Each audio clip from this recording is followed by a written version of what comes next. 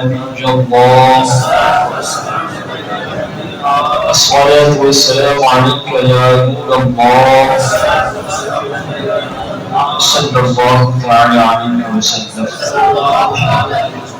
ہمارے لیے اور آپ کے سعادتمندی خوش نصیبی کہ ماہ ربیع الاول کا مقدس مہینہ جاری ہے اور ہم حضور علیہ السلام کے ذکر خیر میں مشغول ہیں اور ان کا ذکر خیر کر رہے ہیں. یقیناً یہ کسی سعادت سے کم نہیں ہے کہ اللہ تعالیٰ نے ہمیں توفیق عطا فرمائی اور ہم یہ کام کر رہے ہیں. نماز بھی پڑھ رہے ہیں اور حضور کا میلاد بھی منا رہے ہیں, محافل منعقد کر رہے ہیں, مجالس خیر میں شرکت کر رہے ہیں اور اپنے اپنے طریقے سے اس خوشی کا اظہار کر رہے ہیں. اسلام نے اصول اور ضابطہ طے کیا ہوا ہے کہ اگر ہمیں خوشی منانی ہے تو اسلامی حدود اور قیود اور پابندیوں کے اندر منانا ہے, تاکہ ایسا نہ ہو کہ خوشی کے مارے آدمی کچھ کا کچھ کر بیٹھے اور نقصانات کا خمیازہ اسے بھرنا پڑے. اس لیے خوشی کے لیے بھی دن طے کر دیے, خوشی کے لیے اصول اور ضوابط طے کر دیے تاکہ لوگ خوشی منائیں اور خوشی منا کر رب کی رضا حاصل کریں. دنیا والوں کو خوشی منانے کا طریقہ انداز نرالا ہے, وہ پتہ نہیں کیسے کیسے خوشیاں مناتے ہیں, کیسے کیسے ان کو سکون ملتا ہے, ہمیں نہیں پتا.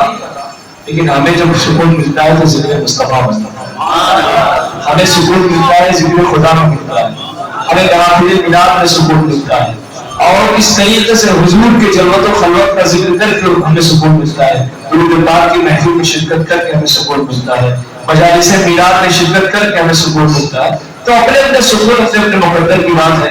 کسی کو کسی چیز میں سکون ملتا ہے, کسی کو کسی چیز میں سکون ملتا ہے. ہمیں اپنے حبیب کے ذکر میں سکون ملتا ہے. اور کیوں نہ ہو, اللہ تعالیٰ نے اپنے حبیب کا ذکر اسی لیے کیا ہے تاکہ ان کا ذکر کرتے کرتے آدمی کو سکون مل جائے, بے چین دل کو قرار مل جائے. تو اللہ تعالیٰ نے جو اپنے حبیب کے ذکر کیا توفیق عطا فرمائے. اور یقیناً ایسا نہیں کہ جو شخص حضور کا ذکر کرے تو خدا کا ذکر نہیں ہوگا, بلکہ حضور کا ذکر ہی دراصل خدا کا ذکر ہے. تو ہم جس موقع سے یہاں پر ہیں,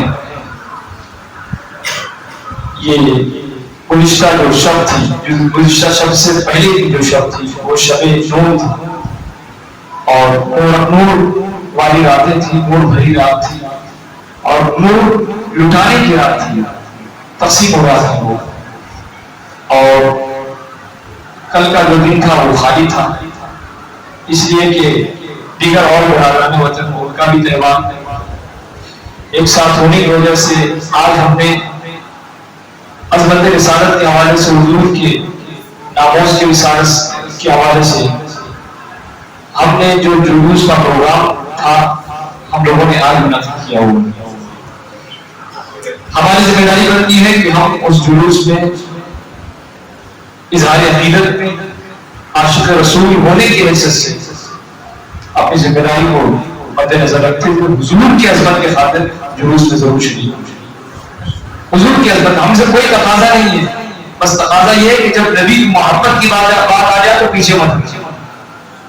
نبی کی محبت کی بات آ جائے پوری دنیا کے اندر, ایران, عراق, فارس, فرانس, جرمنی, یورپ کے مسلم مختلف ممالک کے اندر, عرب کے مختلف الجزائر ہے, موروکو ہے, مصر ہے, شام ہے, سیریا ہے, فلسطین ہے اور عرب کے دبئی, خود سعودی کے اندر سرکاری طور پر تو وہاں پر نہیں ہوتا, لیکن غیر سرکاری طور پر جتنی وہاں پر رہنے والے جتنے عوام ہیں وہ سب الحمدللہ اہل سنت والجماعت سے تعلق رکھتے ہیں. سبھی جو ہے بڑے اہتمام کے ساتھ محافل میلاد منعقد کرتے ہیں اور فقط محافل میلاد ہی منعقد نہیں کرتے ہیں. میں نے کہا کہ اہل اسلام کا شعار ہے, بزرگان دین اپنی کتابوں میں نقل کرتے ہیں, محدثین مورخین بیان کرتے ہیں. آج 800 سال, 600 سال, 700 سال, 800 سال, 900 سال, 1000 سال پہلے کے بزرگان دین مورخین, مفسرین, محدثین نے بیان کیا کہ اہل اسلام کا شعار ہے کہ وہ اس مقدس شب میں, کون سی جو شب ولادت ہے, اس مقدس شب میں حضور علیہ السلام کے نام پر محافل کا انعقاد کرتے ہیں، محفلوں کا انعقاد کرتے ہیں، محفل منعقد کرتے ہیں، اور محفل کرنے کے بعد کرتے کیا ہے؟ محفل میں کثرت کے ساتھ درود پاک پڑھتے ہیں، بلند آواز سے کثرت کے ساتھ درود پاک پڑھتے ہیں۔ درود پاک ایک ایسا عمل، میں نے اس کی فضیلت بتائی تھی آپ کو پہلے، تو کثرت کے ساتھ درود پاک پڑھتے ہیں۔ پھر اس کے بعد حضور کی سیرت پر گفتگو ہوتی ہے، حضور کی سیرت پر خطابات ہوتے ہیں، حضور کی پیدائش سے لے کر ان کے وصال تک کیا کیا تاریخ اسلام میں واقعات رونما ہوئے، ان تمام کو بیان کیا جاتا ہے۔ یہ اہل اسلام کا شعار ہے، جہاں بھی ہوتا ہے اسی موقع سے۔ اور پھر اس کے بعد محافل ذکر ہوتی ہے، محفل ذکر ہوتی ہے۔ پھر اس کے بعد جو ہے اہل اسلام کا شعار ہے کہ پھر دعا ہوتی ہے، اور دعا ہونے کے بعد ولائن، یعنی لوگوں کو ولیمہ کی جمع ہوتی ہے، ولائن یعنی لوگوں کو کھانا تقسیم کیا جاتا ہے، کھانا کھلایا جاتا ہے کثرت کے ساتھ۔ اور یہ کھانا کھلانا، پانی پلانا، تبرکات تقسیم کرنا، یہ اللہ کی محبت میں کرتے ہیں۔ وَيُطْعِمُونَ الطَّعَامَ عَلَىٰ حُبِّهِ، کہ لوگوں کو کھانا بھی کھلاتے ہیں تو خدا و رسول کی محبت میں کھلاتے ہیں۔ اور اتنا ہی نہیں، عرب کا دستور، وہ مشعل فانوس اور مشعل لے کر جو ہے وہ حرم کعبہ میں پہنچتے تھے، اور پہنچنے کے بعد جو ہے وہاں پر حضور کی عشق کا اظہار کیا جاتا تھا، وہاں دعائیں کرتے تھے۔ یہ اہل اسلام کا دستور ہے۔ اب نہ جانے بہت ساری ایسی قومیں آ گئی، ایسے باتیں والے آ گئے کہ بیچا کے اعتراضات کرتے ہیں اور لوگوں کا دماغ خراب کر دیتے ہیں۔ وہ نہ جانے کب سے پیدا ہوئے، اور ہم تو جانتے ہیں کہ کب سے پیدا ہوئے۔ جب کسی کو جاننا ہوتا ہے کہ بھائی یہ شخص، ہم جانتے ہیں کہ یہ کب سے، پتہ نہیں کہاں سے آ گیا، تو اس کو یوں کہتے ہیں کہ نہ جانے کب سے آ گئے۔ ہم نے تو پہلے والوں کو جانا ہے، لیکن نہ جانے یہ کب سے آ گئے، ان سے پہلے والوں کو ڈھونڈے۔ تو یہ اب جو منع کرنے والے لوگ ہیں 100-200 سال بعد سوشل میڈیا میں بڑی عربی سے لے کے اجمی تک جو بیچارے منحرف ہیں اور محفل میلاد کا انعقاد نہیں کرتے، حضور کی سیرت کے حوالے سے کوئی ایسا پروگرام نہیں کرتے، تو محفل میلاد اور میلاد کے حوالے سے اتنی چڑ ہے مجھے انداز نہیں بنا۔ دنیا بھر کے آپ پروگرام منعقد کرتے ہیں، کبھی نہیں، ہم نے آپ سے کبھی نہیں پوچھا کہ اس کے لیے قرآن سے دلیل لائے آپ؟ وطن سے ہم محبت کرتے ہیں اور اچھی محبت کرتے ہیں، مضبوط محبت کرتے ہیں، ہمارا بڑا گہرا رشتہ ہے، لیکن آپ نے 15 اگست اور 26 جنوری کی تو قرآن پاک سے دلیل دیا ہے کبھی؟ لیکن آپ کرتے اس لیے کہ وہ ہماری وطن کی محبت ہے، اور اگر ہم اس کو کرتے ہیں تو اس میں کوئی شرعی قواعد نہیں، جائز طریقہ ہونا چاہیے۔ ہم یہ جانتے ہیں کہ واقعی یہی محبت کا اظہار کا طریقہ ہے، تو کرتے ہیں، سیلیبریٹ کرتے ہیں، جشن مناتے ہیں۔ ہم نے تو کبھی نہیں آپ سے پوچھا کہ یہ طریقے آپ ہر جگہ قرآن حدیث کہتے ہیں، تو یہاں کہاں سے آپ قرآن اور حدیث لے آؤ گے؟ کون سی بات آپ پیش کر سکتے؟ اس طریقے سے عرب میں آپ سعودی ڈے مناتے ہیں، آپ اپنے فتح کا جشن منایا، سعودی کی بنیاد اور سعودی کے اس دن کا آپ نے جو سیلیبریشن منایا، ہم نے تو کبھی نہیں پوچھا کہ بتائیے اس کے لیے کہیں قرآن پاک سے دلیل موجود ہے آپ کے پاس، آپ ایسا کر رہے ہو؟ اس کے لیے دلیل نہیں ہے ان کے پاس، کوئی دلیل نہیں۔ لیکن جب ذات رسول کے حوالے سے ایک مومن سے، ایک مسلمان سے یہ تقاضا کیا جائے کہ یار حضور کا میلاد ہے، ذرا کم سے کم محفل میلاد کا انعقاد کر لیا جائے، تو 1000 مطلب ان کے پاس موجود ہے۔ یہ ایمان کی کمی ہے۔ آپ دنیا کے تمام تر اہتمامات کے لیے کوئی دلیل نہیں پوچھتے۔ کیا مومن کی زندگی میں دنیا الگ ہے، دین الگ ہے؟ دنیا میں رہ رہا ہے اور دین کا کام کر رہا ہے۔ تو یہ کہتے ہیں ایسا ہے کہ وہ دنیاوی معاملہ ہے، اس کو اس میں نہیں گنا جائے گا، اور وہ جو معاملہ ہے وہ دینی ہے، اس کو اس میں نہیں گنا جائے گا۔ بھئی مومن کی زندگی کبھی دین اور دنیا سے خالی رہی ہے؟ سرکار تو دنیا میں تشریف لائے تھے اور پھر دین سکھائے تھے۔ تو یہ بے بنیاد باتیں کرتے ہیں، لیکن پھنس جاتے ہیں جب اچھے خاصے لوگ انہیں مل جاتے ہیں جو دلیل سے ان کو توڑ دیتے ہیں، شکست دے دیتے ہیں، تو پھر وہ نہیں کرتے ہیں۔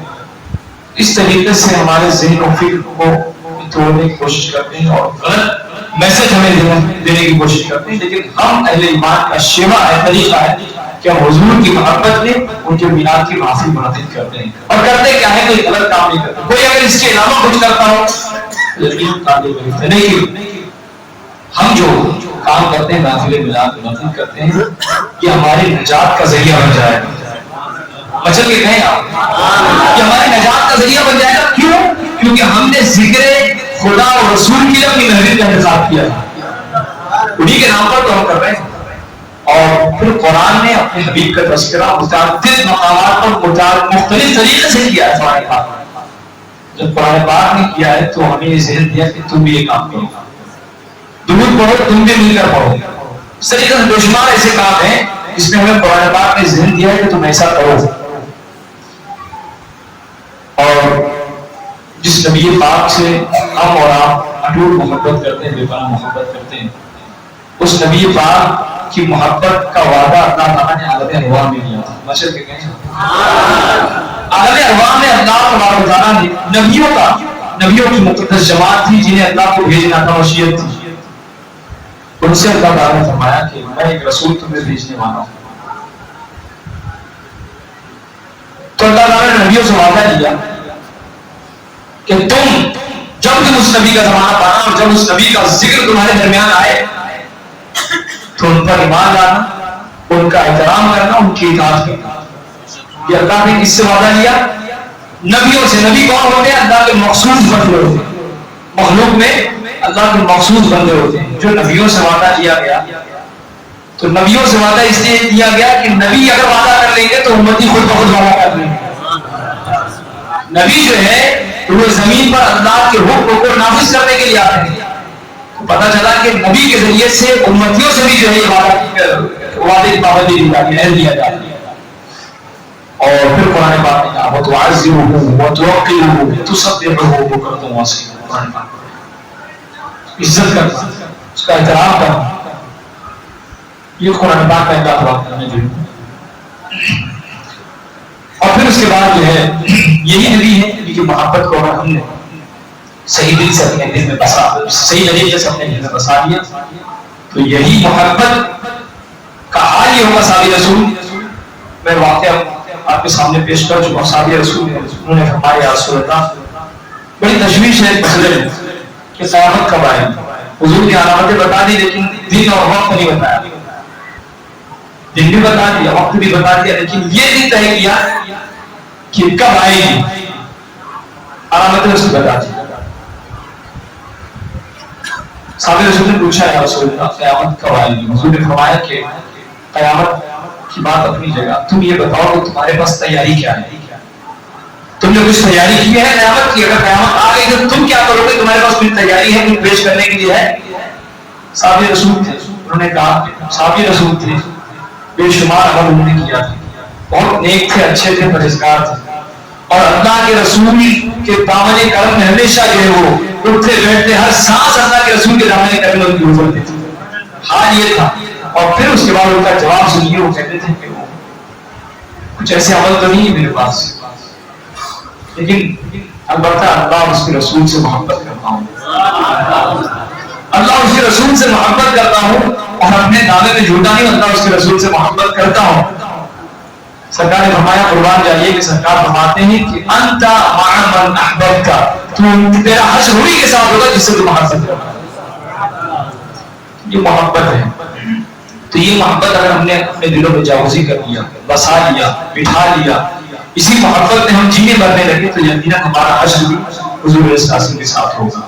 تو یہ محبت جو ہے وہ کوئی ایسی نہیں کہ نام والی چیز ہے، کام والی چیز ہے۔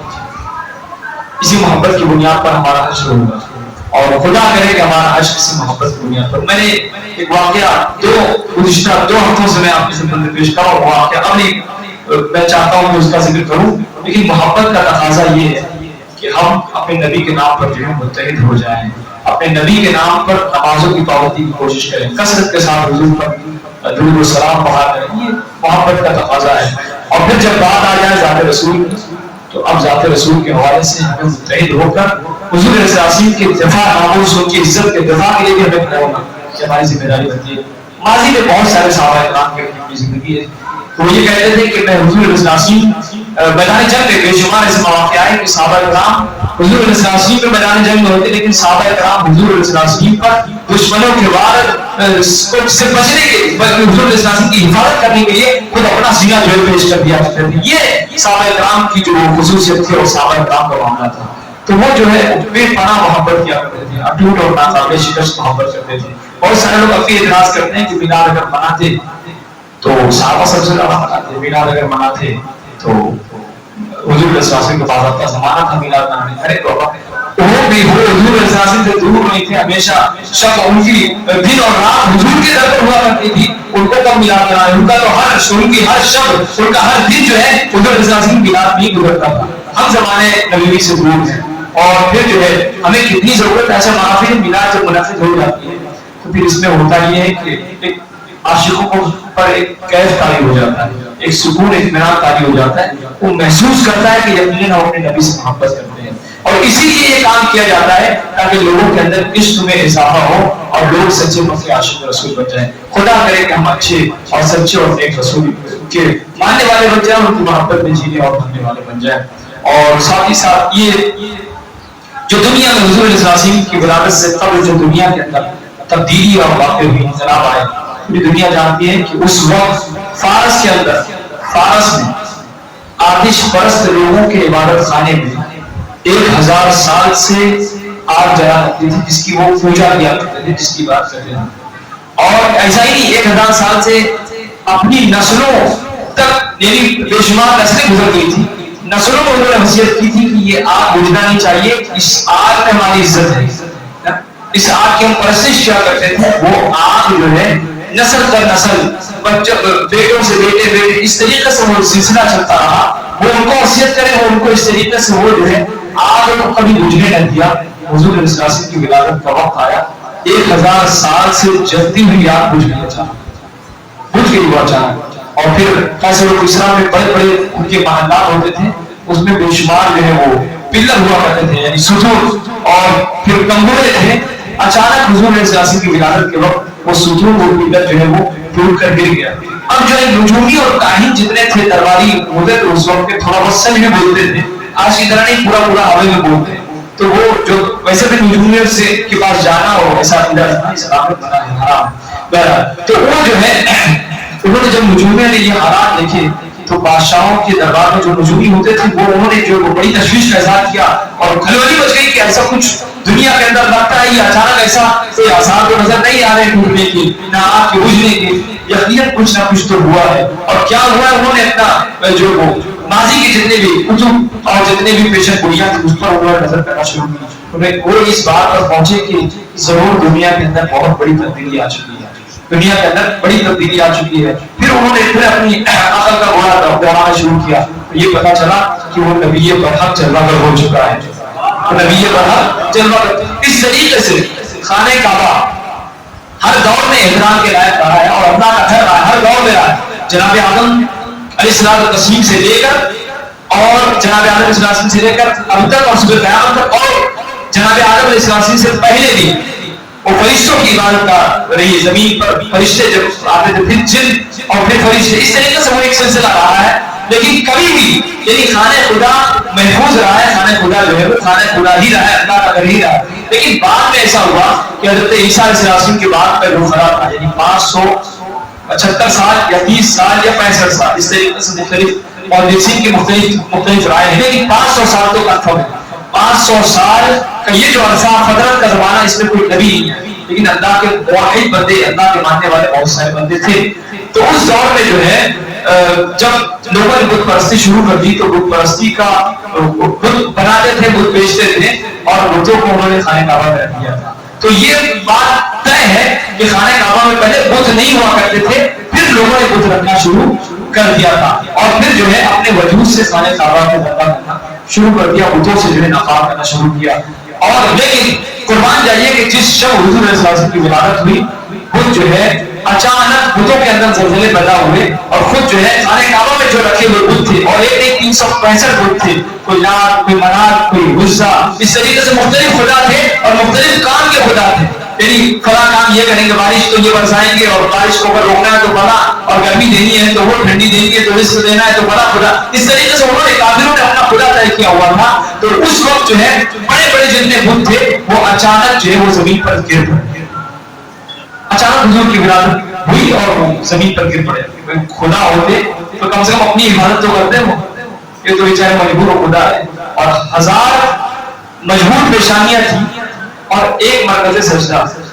1000 مجبور جو ہے تو وہ جو ہے 1000 پیشانیاں تھی اور پھر 1000 جو ہے وہ سجدے کے لوگ جو مجبور تھے اور سجدہ کیا کرتے تھے بتوں کو. تو ایسے وقت میں جو ہے سرکار دو عالم صلی اللہ علیہ وسلم دنیا میں تشریف لائے اور لوگوں کو خدا کا پتہ بتا دیا. اور پھر اس کے بعد جو ذلیل ہو رہی تھی پیشانیاں اس سے جو ہے عزت عطا فرما دی. اس طریقے سے جب وہ عالم میں تشریف لائے تو اس قدر تشریف لائے کہ جو ہے اللہ تعالیٰ نے ان میں ایک بہت بے شمار خوبیاں عطا فرمائی. اور وہ خوبیاں ایسی تھی کہ اللہ تبارک تعالیٰ نے حضرت حضور علیہ السلام تسلیم کو شجاعت نوح عطا فرما دیا، علم ابراہیم عطا فرما دیا، اور پھر اس کے بعد حضرت اسماعیل علیہ السلام کی زبان عطا فرما دی. اس طریقے سے رضائے اسحاق عطا فرما دیا، حضرت اسحاق علیہ السلام کی رضا عطا فرما دی. حضرت صالح علیہ السلام کی وضاحت کا انداز پروردگار عالم نے عطا فرما دیا. حضرت لقمان حکیم علیہ السلام تسلیم کی حکمت عطا فرما دی. اس طریقے سے بشارت یعقوب علیہ السلام نے عطا فرما دی اور حضرت یوسف علیہ السلام کا جمال عطا فرما دیا. اور پھر اس کے بعد جو ہے صبر ایوبی عطا فرما دیا اللہ تعالیٰ نے. حضرت موسیٰ علیہ السلام کی قوت عطا فرما دی اور حضرت یونس علیہ السلام کی تسبیح کا انداز عطا فرما دیا جس طریقے سے وہ تسبیح کیا کرتے تھے اللہ کی. حضرت یوشع علیہ السلام کی جہاد کا جو جذبہ تھا ان کے اندر وہ اللہ تعالیٰ نے حضور علیہ السلام کے اندر پیدا فرما دیا. حضرت داؤد علیہ السلام کو بہت ساری نعمتوں سے سرفراز کیا گیا تھا، وہ نعمت اللہ تعالیٰ نے حضور علیہ السلام کو عطا فرما دی. اس طریقے سے خوف سلیمان، حضرت سلیمان علیہ السلام کے اندر جو خوف خداوندی تھا وہ خوف خداوندی کا پروردگار عالم میں پورا خوف خداوندی کا وہ اصل جو ہے اللہ تعالیٰ نے جو ہے حضور علیہ السلام کو عطا فرما دیا. حضرت الیاس علیہ السلام کا وقار، ان کا روح و دبدبہ عطا فرما دیا. اس طریقے سے حضرت عیسیٰ علیہ السلام بڑے زاہد تھے، پارسا تھے اور متقی و پرہیزگار تھے. اللہ تعالیٰ نے حضرت عیسیٰ علیہ السلام کا زہد حضور علیہ السلام کو عطا فرما دیا. حضرت خضر علیہ السلام کا علم عطا فرما دیا. یہ تمام خوبیاں اللہ تعالیٰ نے کسی ایک بندے میں جمع فرما دی تو حضور علیہ السلام کی مقدس ذات تھی. اور ان تمام خوبیوں کے ساتھ اللہ تعالیٰ نے اپنے حبیب کو بھیجا ہے. اور جب اپنے حبیب کو بھیجا ہے تو امت پر، ہم لوگوں پر احسان فرمایا ہے. اللہ تعالیٰ نے فرمایا کہ ہم نے بے شمار نعمتیں تمہیں عطا فرمائی، لیکن لقد من اللہ علی المؤمنین اذ بعث فیہم رسولا. اللہ تعالیٰ نے ان تمام احسانات کی گنتیاں نہیں کرائی، نہ شمار کرایا، لیکن جب اپنے حبیب کو بھیجا تو کہا لقد من اللہ علی المؤمنین، تحقیق کہ اللہ تعالیٰ نے مومنوں پر احسان کیا تو ان میں رسول بھیج دیا. احسان کس کا جتایا جاتا ہے؟ جو چیز بڑی ہوتی ہے، جس پر دینے والے کو بھی ناز ہوتا ہے اور جسے بھیجا جا رہا ہے اس پر بھی ناز ہے. وہ عظیم رسول ہے، ہمیں چاہیے کہ ان کی قدر کریں، ان کا احترام کریں، اور ان کی قدر کرنا، ان کا احترام کرنا ہمارے ایمان کا جزو لازم ہے. ایمان ہمارا مکمل ہی نہیں ہو سکتا جب تک حضور علیہ السلام کی محبت میں ہم جیے گا، جب تک کہ ہم حضور علیہ السلام کی محبت میں مرے گا تب تک ہمارا ایمان مکمل ہو نہیں سکتا. تو جو ہے یہ تمام باتیں میں نے سرسری طور پر آپ کی خدمت میں پیش کر دی. بہت ممکن ہے کہ آپ کے علم میں یہ بات ہو، اور نہیں ہوگا تو اس کے ذریعے سے مزید جو ہے ہمارے دلوں میں حضور علیہ السلام کی محبت جاگزی ہوگی. اللہ تبارک ہم سب کو نیکیوں کی توفیق عطا فرمائے. آج کچھ خصوصی گفتگو کرنے کا ارادہ تو نہیں ہے، اس لیے کہ آپ کو جلوس میں بھی جانا ہے. جائیں گے انشاءاللہ سب لوگ؟ کون جائے؟ ایسا نہ ہو کہ آپ لوگ بھیج کے خود ہی رہ جائیں. ایسا نہ کیجیے گا. سب لوگ بڑی ذمہ داری کے ساتھ، پابندی کے ساتھ حضور علیہ السلام کی شان و شوکت کے مظاہرے کے لیے، شان و شوکت کے اظہار کے لیے آپ نکلے، اور آپ عاشق رسول بن کر نکلے. آپ ٹھیک ہے؟ اور میں یعنی محلہ سے گزارش کروں گا، نوجوانوں سے، سبھی سے، کہ آپ قافلے کی شکل میں آپ گروپ بنا کر نکلے اور بڑے نہایت مطالعہ سنجیدگی، ادب اور وقار کے ساتھ نکلے، باوضو نکلے، اچھے کپڑے آپ پہن لیں، ہو سکے تو عمامہ آپ پہن لیں، اور پھر اس کے بعد جو ہے آپ بڑے ادب و احترام کے ساتھ نکلے. ہم نے دیکھا ہے ماضی میں اور اب بھی دیکھتے ہیں کہ دنیا کی مختلف قومیں ہیں، وہ کہنا تو نہیں چاہیے لیکن ان کا طریقہ آپ جانتے ہیں. وہ اگر روڈ پر اتر آئے تو پھر ان کی شرارت سے کوئی محفوظ نہیں رہتا. وہ اگر روڈ پر اتر آئے کوئی جشن منانے کے لیے تو پرانا ریکارڈ رہ چکا ہے. تو کیونکہ ان کے یہاں وہی تعلیم نہیں ہے. وہ سمجھتے ہیں کہ انتہائی ہمارے جو ہے وہ ہمارے خوشی کی انتہا یہ ہے کہ ہم روڈ پر اترے اور پھر موج مستی شروع کر دیں، ایسی شرارت کریں کہ تباہی مچا کر ان کی انتہا یہ ہے. لیکن ہماری انتہا یہ ہے کہ جب ہم ادب و احترام کے ساتھ اپنا جلوس لے کر حضور کی بارگاہ میں پہنچتے ہیں، پھر حضور کا ذکر کرتے ہیں اور پھر محفل میلاد کا اختتام ہوتا ہے، دعائیں کرتے ہیں، تو وہاں پر ہمارے تہوار اور ہماری خوشی کی انتہا ہوتی ہے. رب راضی ہوتا ہے، اس کے رسول راضی، جس پر نظر کرم ہو جائے اس کے دل پھر جاتے ہیں. تو یقیناً جو ہے ہم سب کو بڑی ذمہ داری کے ساتھ وہاں پر پہنچنا ہے. کیسے؟ کوٹر گیٹ سے جو ہے وہ سنی جامع مسجد کوٹر گیٹ سے یہ جلوس نکلے گا نماز جمعہ کے بعد تقریباً 3 بجے یہ نکلے گا، اور پھر اس کے بعد نظام پورا ہوتا ہوا ونجار پٹی علاقہ وہاں سے ہوتا ہوا پھر جو ہے انشاءاللہ بابا بھانجا درگاہ گراؤنڈ جو ہے مسجد کا جو گراؤنڈ ہے وہاں پر پہنچے گا. وہاں پر عظیم خطاب ہوگا جو قائد جلوس ہوں گے حضرت علامہ توصیف رضا خان صاحب قبلہ بریلی شریف سے تشریف لا رہے ہیں. تو اب ہماری ذمہ داری بنتی ہے کہ اس میں پوری طریقے سے شریک ہوں اور اخیر تک بیان بھی آپ سماعت کریں اور پھر اخیر تک آپ اس میں رہیں، اور بیچ بیچ میں جہاں بھی نماز کا موقع ملے آپ ضرور عصر کی نماز، مغرب کی نماز اور عشاء کی نماز پڑھنے کی پابندی کریں. یہی جلوس عشق نبی کا مقصد اور پیغام ہے. اللہ تعالیٰ ہم سب کو نیکیوں کی توفیق عطا فرمائے، اور بیچ میں پٹاخے وغیرہ لے کر یا جھنڈے وغیرہ پھرا کر اس طریقے سے بےہودگی کا مظاہرہ نہ کریں کہ پوری دنیا میں وہی میسج جائے گا. اور یورپ میں اور دیگر اور ممالک کے وہاں پر تو بڑا اہتمام کرتے ہیں، بڑے پڑھے لکھے لوگ تو اسی لحاظ سے ان کا معاملہ بھی ہوتا ہے، وہ بڑے اطمینان اور سکون کے ساتھ جاتے ہیں. چلم چیتی نہیں، کھیل تماشا نہیں، فضول نعرے نہیں، بلکہ سکون اور اطمینان کے ساتھ جاتے ہیں. ان کو یہ معلوم ہوتا ہے کہ ہم کس کے لیے جلوس نکال رہے ہیں اور کس نبی کے نام پر نکال رہے ہیں اور کیوں نکال رہے ہیں، ان کا مقصد پتا ہوتا ہے. اس لیے جو کھیل تماشے سے بچتے ہیں تو ہمیں بھی چاہیے کہ ہم بڑے ادب اور اطمینان کے ساتھ راستے بھر میں درود پاک پڑھتے ہوئے جائیں، اور پھر اس کے بعد جب پہنچ کر واپس آئیں بڑے سکون اور اطمینان کے ساتھ آئیں. کہیں کسی سے نہ الجھ جا کر راستے میں کسی سے کوئی تکلیف ہو جائے تو اس کو گزر کرنے کا معاملہ رکھیں. اللہ تبارک تعالیٰ ہم سب کو نیکی کی توفیق عطا فرمائے. میں اہلیہ محلہ سے ایک بار پھر گزارش کروں گا کہ یہاں آپ نکلیں تو اجتماعی شکل میں نکلیں اور اچھے سے یعنی پھر وقار انداز میں نکلے اور پورا گروپ بنا کر آپ لوگ نکلے اور وہاں پر پہنچے اور پھر وہاں سے پھر سکون و اطمینان کے ساتھ اپنے گھروں کو واپس آئے. اللہ تبارک تعالیٰ ہم سب کو نیکیوں کی توفیق عطا فرمائے. دوران گفتگو جو بھی خطا ہوئے جو معاف فرمائے. استغفر